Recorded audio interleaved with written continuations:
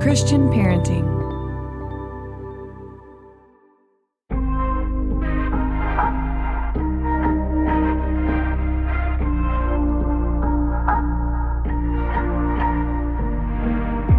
Welcome back to the Journey Podcast. I'm your host, Jonathan Pitts, and I'm excited to be back with you today and jumping back into the story of Ginger Ravella. Ginger is a widow who's been rescued by God in pretty awesome ways. We're jumping into part 2 of her story today.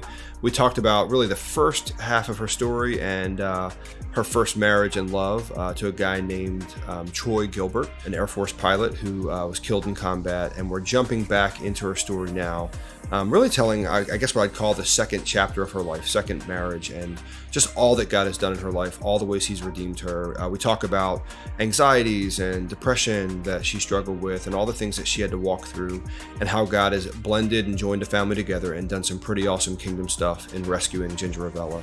Let's jump back in now.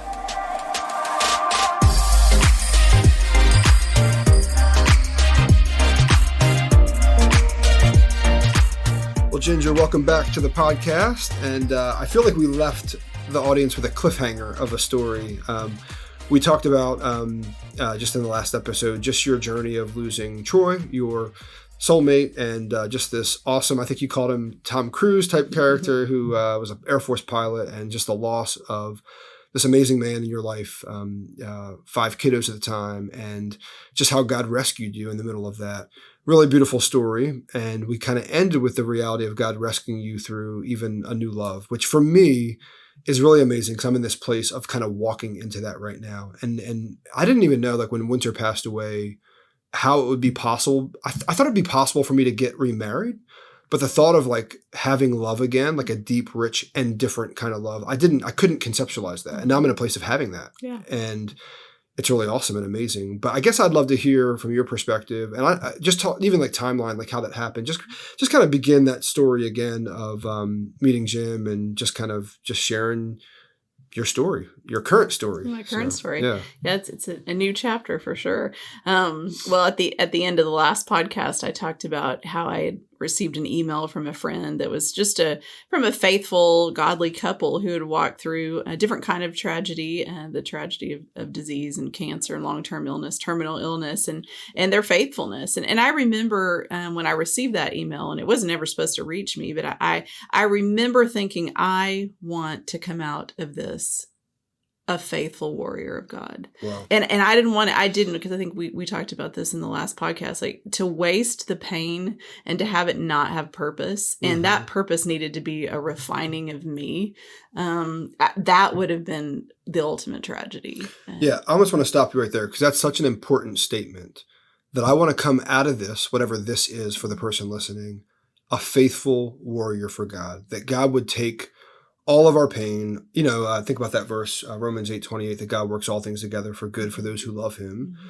The only way we can be faithful warriors for God is if we actually believe that to be true, that the worst of our circumstances, the bad and the ugly, can actually be turned around and used for good. It's such an important thing to think. So like, regardless of even, you and I have current day issues, believe it or not, there's other things that we're dealing with. Like, if we could say to ourselves, if the person listening could say to themselves, I want to come out of this thing today, this month, this year, a faithful warrior for God, that God wants to use all that. It's just a beautiful perspective to have. Just really beautiful. And it's a hard choice to make. I think any of us, me and you and everyone listening who's walked through a really dark, hard thing, it doesn't just happen. We don't just come out the other side brighter and shinier without really the work. And I think in that scripture that talks about working out our faith, it's salvation is given, it's the gift, but the faith piece of it is going to be dependent on us, and you have to fight the fight because it's easier to be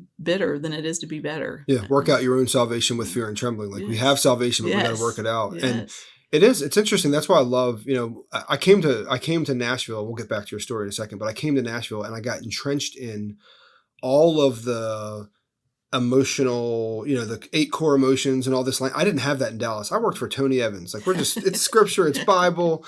And I came here and I all of a sudden I'm surrounded by all these kind of Christian therapists and all this language about what are you feeling and how are you feeling. But what was really beautiful about that is like understanding these emotions and how they actually work. And I would say in the very beginning of Losing Winter, like I was never angry. Mm-hmm. And I remember one day talking to a friend and I was like, I'm really annoyed right now. And she's just like, yeah, that's anger. And I was like, oh my gosh, I guess I am angry. And then I would realize over time, especially as I got further away of my loss of Winter, but felt still really tied. Like even as I thought about dating again or any change that would impact my girls, I would say, I didn't ask for this. Mm-hmm. And I would be really annoyed. Mm-hmm. And it'd be easier just to kind of be resentful and annoyed and allow all that to poison me. But I had a choice to make. Yeah. And I can either process those emotions or I can sit there and just live in, just the poison of emotions not processed, I guess I'd say. And we've watched it happen to people we know who have just let a loss of a loved one take them into a very isolated, lonely, dark, hard place where they cut people out of their lives because of it. Yeah, so I didn't want to be that. And but I also, I wanted to be remarried again. Mm-hmm. I wanted my kids to have a father again. And I didn't, like you, I thought, I can't imagine what that would look like. We had a great marriage and Troy was the best dad I'd ever seen. And I remember though, probably about 2 months before I really met Jim face to face, we threw the emails with me and him and his late wife were really special. I never thought I would meet them ever in my life. So at that point, they're just encouraging this woman who just lost her husband. Yes, they're just being there for me. Andrea, his late wife, his first wife, was telling me, she encouraging me it was okay to take medicine. She kind of the balance between what are the practical things that we do. And I was walking through some depression and insomnia and she's walking through cancer, 2 very different things. But she said, I do everything I can. I take medicine and eat well and all that. But ultimately I trust the Lord. So, but it's okay. It doesn't mean that you're not faithful because you're needing some scaffolding to help rebuild your temple.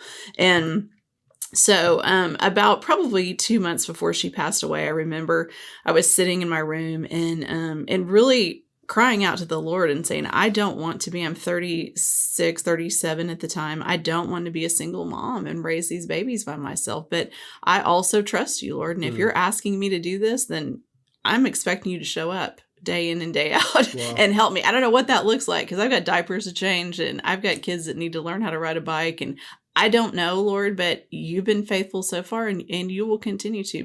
But this is not what I want. I think we have to be honest with the Lord because he knows anyway, right? To say, I don't want to be alone the rest of my life. But if you're asking me to do that, then I'm trusting you that you'll give me what I need.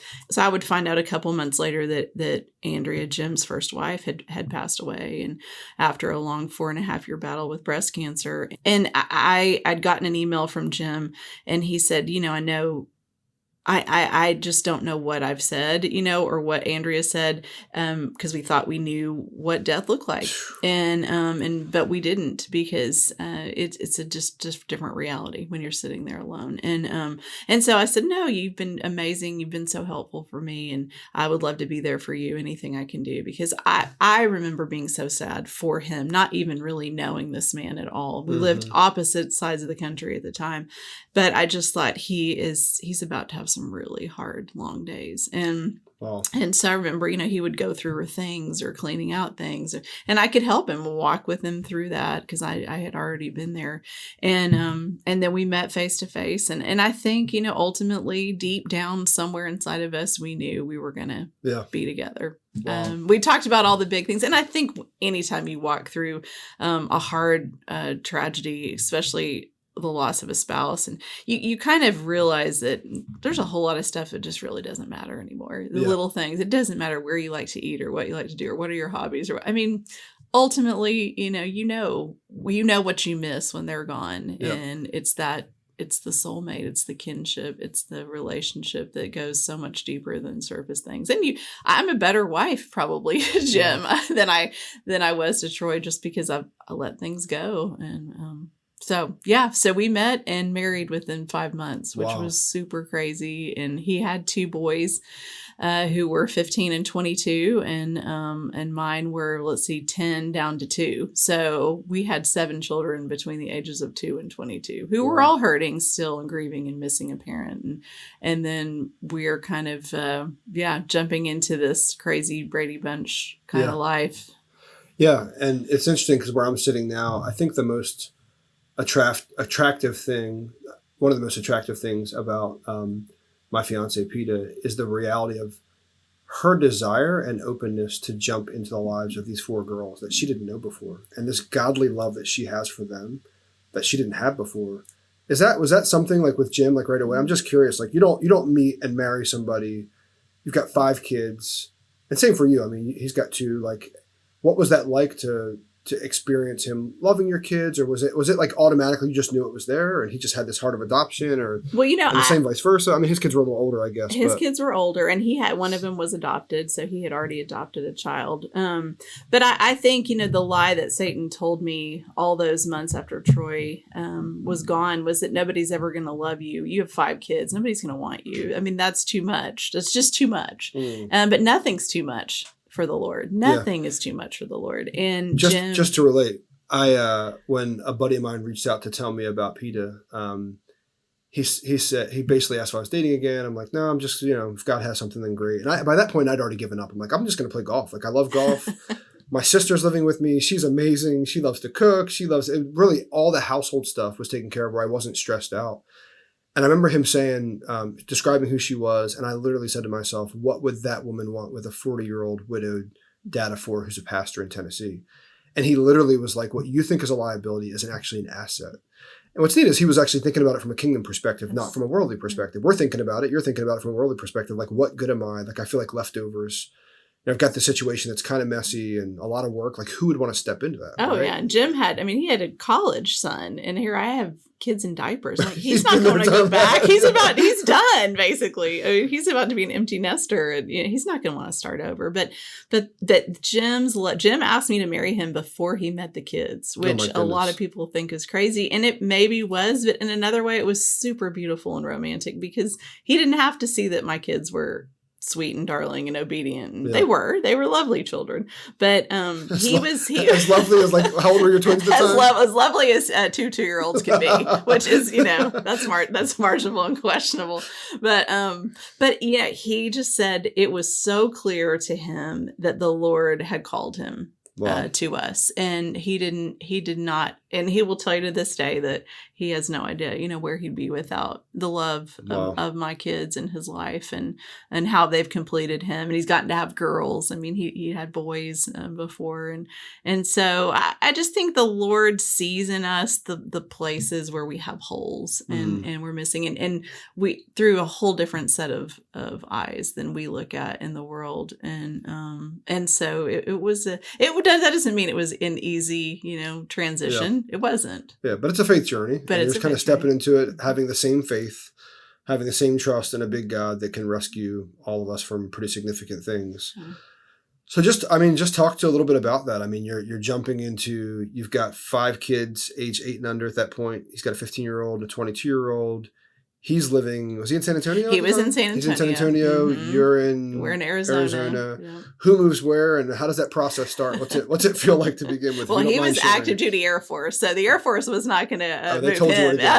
They were moving me. So, we had probably had maybe 7 or 8 dates. I mean, in that, because it was hard to see each other long distance. And what year was this around? This was in 2008. Okay. And so we dated just 5 months between meeting and marrying. So it was pretty quick, which was tough, especially on his boys. He was, it was very fresh, even though their journey was way different with her being terminal for so long, so many years. You start walking through some stuff. Yeah, there's a lot of grief he had walked through prior to losing her that I didn't, just getting a knock at the front door and kind of my journey starting there. But so we jumped in and got married. The kids and I moved to Texas, and Jim, I was ready to be happy again. I was ready for some joy and some fun and laughter, and Jim was and wasn't, and he was still really in the throes of grief, and I knew that when I married him. But I think the reality of it was, he told me that he'd cry driving to work and cry driving home, and he felt guilty for being happy and loving me, and even though he knew that's what Andrea had told him. In fact, Andrea, I think through maybe months into our emails, she said to Jim one day, she told him before, I want you to remarry if the Lord doesn't heal me. And if he takes me home, I do want you to remarry. You have too much love and life left to give. But he said one day specifically, she said, do you think you'll marry Ginger? And he said she never said another woman's name ever. And then we found in her journals after she was gone where she had prayed for me and written my name. And so I think the Lord gave Andrea insight long before Jim and I ever had it. And so I believe she prayed me into his life. Wow. Yeah. That's beautiful. It's interesting, though, because I think things can be enacted from a kingdom perspective that still have to be processed in a life perspective. So even talking about his grief and having to walk through that, like I can sympathize with that. I mean, I can identify with that in the reality of like, there are certain things that you can't grieve, certain things you can't process until you're ready to process them. And that's frustrating because you want them to be done. Winter died in July 24th, 2018. And I wasn't even ready to start grieving until January. Because I was like, I'm going to be okay. I know God. I trust God. Type A personality. I'm going to get through this. And so my grief wouldn't start until like 6 months later. I mean, it would start, but I was like, it was just clumsy because I just wasn't allowing that process to happen. And so when I finally did, like there were so many emotions that I'd never felt before. And yeah, the process has to happen. And you're right. Like it is like, and I think the hard thing about parenting, and this is probably just parenting in general, like parenting through, I always say that grief is dealing with the process of lost expectation. Like you expected one thing. I expected 30, 40, 50 years with Winter. I got 15 years and 27 days. Like my girls expected their mom to be with them through their graduations and through their weddings and all that. And all of a sudden those things aren't happening. And now, not only do we grieve when she passes away, but with each one of those events, there's going to be some level of grief from somebody, and we have to continually deal with it.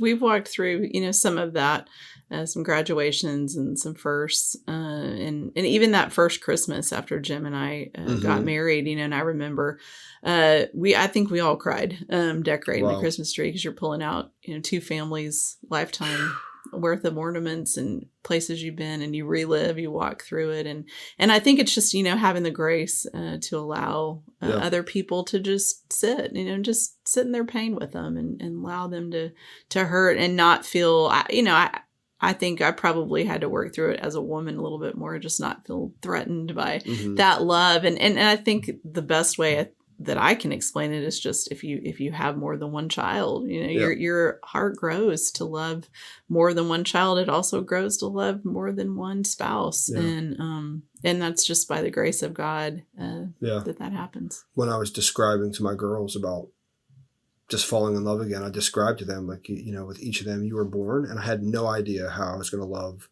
First of all, I didn't know how to love. I didn't think I had the love to love my first daughter. And it's funny for men because, like, I remember Alina being born, my oldest, who's 17 now, and being like, she's born, here she is. And I didn't really have much capacity to love her in that moment. But with every day as she grew, I loved her more and more, and I couldn't believe how much I loved her. So then when Caitlin came, I'm like, oh my gosh, like I have no idea how I'm going to do this. And then Cameron came, and then Olivia came. And what's crazy is, not only do I love all of them with all of myself, but I love all of them very differently. Like how I love them is very different. And so I actually use that, explain that to my girls, because it's the only way I understand it, as well.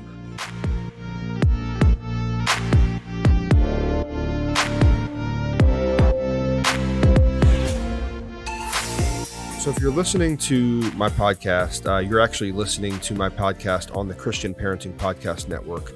The Christian Parenting Podcast Network is reaching over 500,000 moms and dads just like yourself with trusted biblical guidance, and I'm really glad to be a part of it. Literally, I could not do this podcast without them.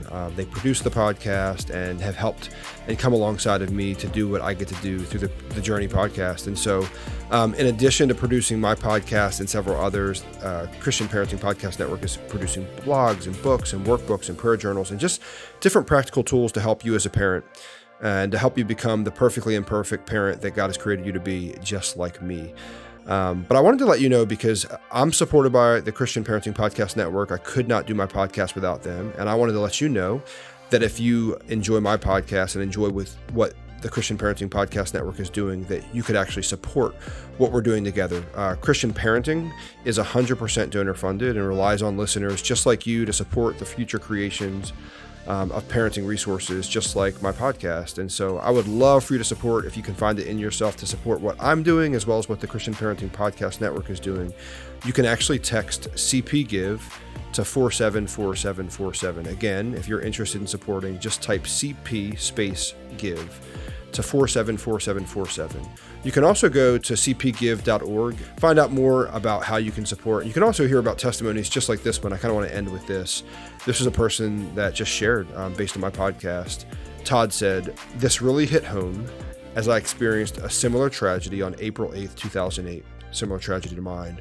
He says, "That's when I lost my wife of 15 years at the age of 39 to ovarian cancer with 2 boys who were 8 and 10. I appreciate your perspective and stories. It helped even to this day, almost 13 years later.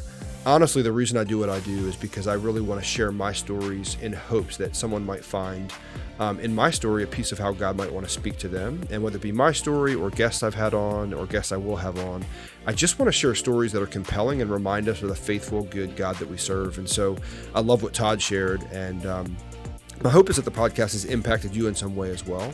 And so if it has, and you can support the work that we're doing in hopes that we can reach others, I would love for you to support the Christian Parenting Podcast Network. You can text CP Give to 474747. Again, that is CP space give to 474747, or go to cpgive.org. Thanks for your prayerful consideration, and really grateful that you would consider helping me and the Christian Parenting Podcast Network with the work that we feel called to do.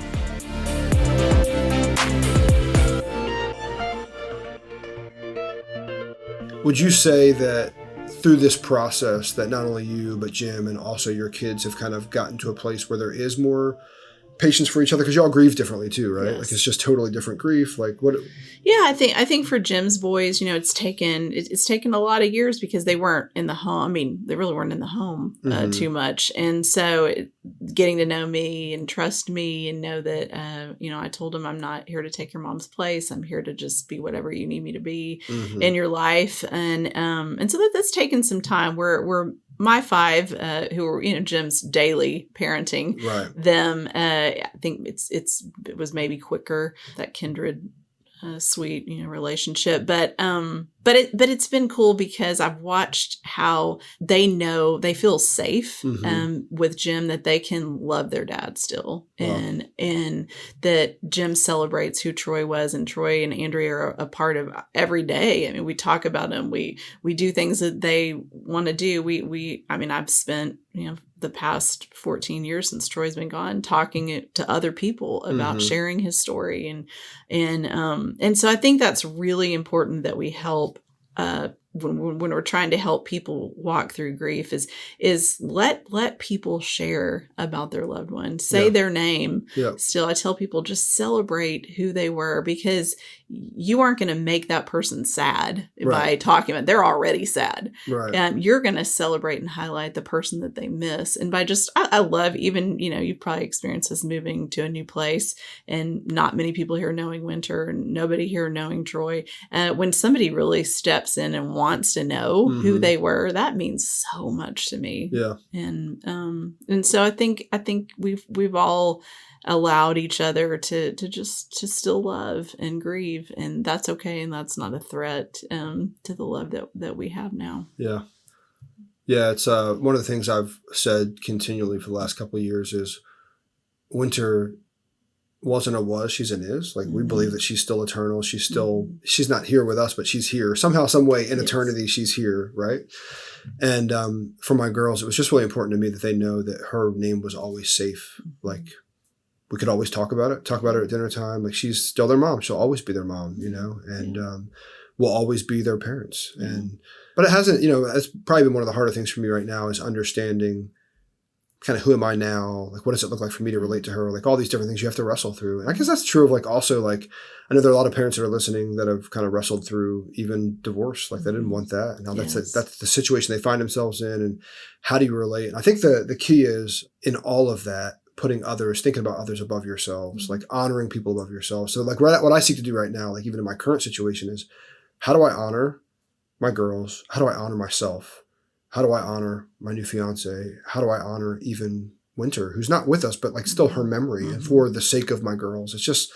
It's really hard and complex to kind of figure that out. But I think ultimately, if we're loving others and we're honoring others, we really can't go wrong, even if we get things wrong, because we can get things wrong all the time. But how do we correct? How do we ask for forgiveness? How do we apologize for the thing we said that was wrong? There's so many complexities to it all. But well, I think I've wrestled with and worked through and helped my kids work through, like, our identity it can't be tied up in a person. Yeah.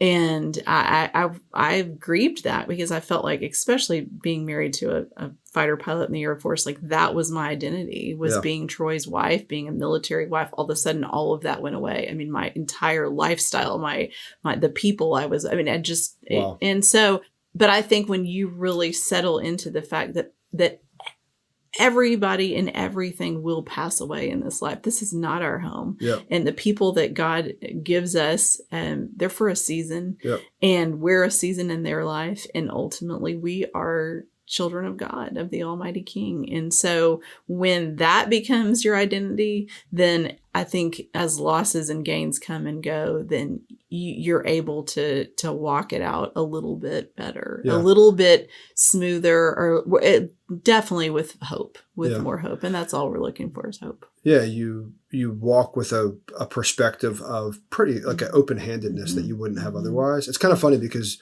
different for me, Winter wasn't in the Air Force, but she was Winter Pitts, this author, this founder of this magazine. And in so many ways, my identity and it's actually really beautiful. Like, oneness is a thing, because it takes time and it takes energy and it takes a willingness to kind of mentally and emotionally come out of oneness with somebody that you've been one with. And the thing that actually helped me get to that place to where I'm like, okay, I'm no longer with Winter and one with Winter, is realizing that she's actually one with Christ. Like, I'm a pretty good husband. I thought I was a good husband, and over a bunch of time we became one. I mean, we were legally one the day we got married.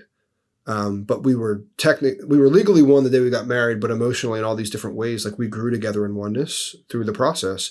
So then when she's gone, like, it's hard to unwrap that, especially when your identity is wrapped up in, I'm Winter's husband, And so, but knowing that she is now the bride of Christ, like, all the way, I could let go and be like, okay, she's the bride of Christ.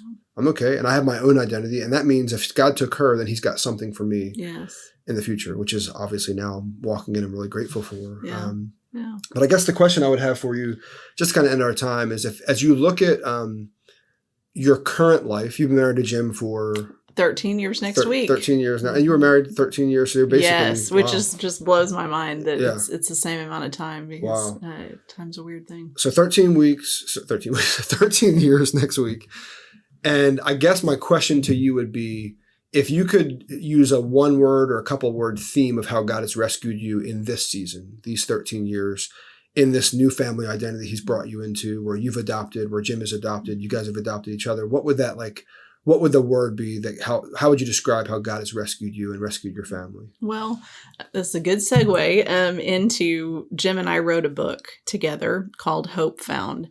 And when we were talking about, when we first met and we were talking about God's faithfulness to us, two very different ways that he came and rescued both of our stories, but so similar because it's the same God. His love for us is the same. And so when we wrote the book and we were kind of getting to that, we were still wrestling with titles and all of that. We said, what is the one thing that the Lord has shown us? And what's the other one thing that we can't live without? And we came up with, it's got to have hope in the title, because that is the one thing. We can live without a lot of stuff, but we can't live without hope in this life. And Jim and I both saw that we found hope, found hope in him. We found hope in our futures because of him, and then together. And so I would say, that I pray that I don't ever have to walk through that kind of pain again, but in reality, I'm got a lot of life left to live, Lord willing. And so I may, and I will walk into that season more holding things more loosely and knowing the faithfulness and the goodness of God, and that I don't have to feel hopeless, because I know that his rescue is imminent. It's always there. It's always there. So I would say, hope found. Wow. My favorite definition of hope is joyful expectation of a better tomorrow. And that's the beautiful thing about just living the life of a believer in Jesus Christ, is that no matter what happens, there will be a better tomorrow. Amen. If we're trusting him. As hard as the circumstances we walk through, they're just going to continue to fluctuate, up, down, mountain valleys. But like the reality is hope, that we can always have joyful expectation of a better tomorrow. And that's even eternally if we lose our lives. Yes, So exactly. Exactly. We have eternal hope. Yeah. It's a nice thing to say. It's a whole lot different to experience it, but it's beautiful to experience it because you find, it's kind of interesting now because even I look back at my grieving self or myself that had to really trust God in big ways. And I'm kind of jealous of that self because he did trust God in pretty big, amazing ways, where now I'm just like, I don't get the restaurant I go to is closed and I'm kind of upset. Or whatever. It's so funny. You go through these difficult things and you can still go back to being really, really human. Yes. And I've always been human, obviously, but it's, your perspective changes. And I think it's, in some ways it changes for the better. And there's a quote by, I think his name's Lewis Smedes, but it's waiting is the hardest work of hope. And so I think for me, it was the waiting on the Lord, the waiting through the long nights. And for anybody listening, if you're in that waiting period, that is the hardest work of hope, but don't give up hope in the waiting, because the Lord will refine you and grow you into who he needs you to be. And he'll make you ready for whatever it is he's asking of you. The theme of my life this last year has been patient endurance, just patient endurance. That's kind of the call for the believer in a lot of different things, but specifically when you walk through a hard time, just patient endurance, just trusting that God's making something out of your pain, your difficulty. Makes all things new. Yeah, well, thank you for sharing more of your story. Where can people find your book? Everywhere books are sold, Amazon, and here in Franklin, we love to hand deliver. There you go. You gave me one. I did. I did.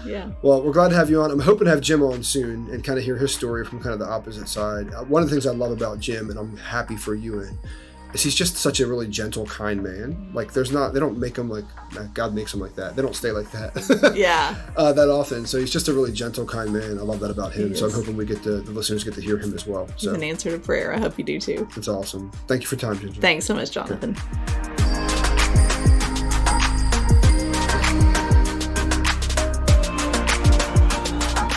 Well, gosh, I could listen to Ginger's story over and over again. I've heard her story several times, and each time I hear it, it gets more and more compelling from a kingdom perspective, and gives us eyes to see what God can do in our deepest pain, in our darkest moments, and how he can redeem, how he can rescue us. The angel of the Lord encamps around those who fear him, and he rescues us, rescues them, rescues you, rescues me. And so I'm glad to be able to share Ginger's story with you, and hope that you maybe saw yourself a little bit, maybe in your pain that you've walked through, maybe pain you're walking through now, in Ginger's story. I hope that you found hope, just like she's found hope.